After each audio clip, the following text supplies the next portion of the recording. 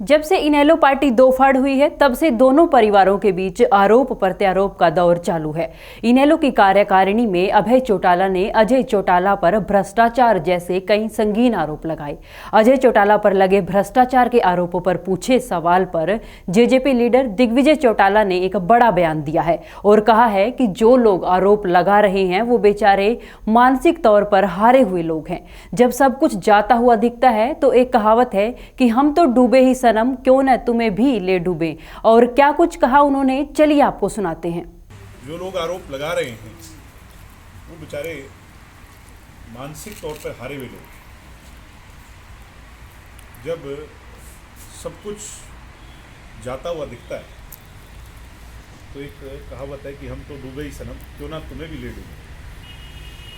मगर वो ये नहीं जानते कि हमारे पॉलिटिकल एथिकल वैल्यूज जो है बहुत ऊंचे कद की रही हैं, उनकी वैल्यूज बहुत न्यूनतम स्तर की रही हैं।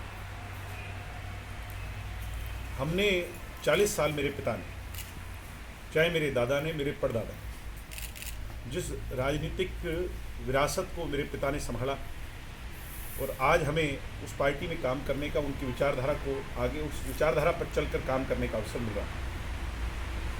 हमने जो अपनी सोच के स्टैंडर्ड सेट किए हैं वो ऐसे लोगों से कई लाख गुना ऊंचे हैं। साथ ही अभय चौटाला पर तंज कसते हुए दिग्विजय ने अभय से कहा कि अगर आपके दिल में अपने भाई के प्रति जहर है तो उसे आप पारिवारिक तौर पर भी निकाल सकते हैं। अपने भाई के प्रति जो पॉइजन आपके मन में है तो पारिवारिक तौर पे भी आप निकाल सकते हैं। झारखंड में दिए गए सीएम के बयान पर जंग और चुनाव में सब जायज है, पर दिग्विजय बोले यह अनफॉर्चुनेट है। वे बीजेपी की थ्योरी को भी सिद्ध कर देता है कि हम चुनाव जीतने के लिए किसी भी हद तक गिर सकते हैं। इसके लिए सीएम को माफी मांगनी चाहिए, नहीं तो ऐसे में लोकतंत्र से लोगों का विश्वास उठ जाना लाजमी है। चुनाव के लिए और बीजेपी की थ्योरी को भी क्लियर कर देता है भाई हम चुनाव जीतने के लिए किसी भी हद तक गिर सकते हैं और इसके लिए उनको माफ़ी मांगनी चाहिए। This is the most unfortunate statement by a state head.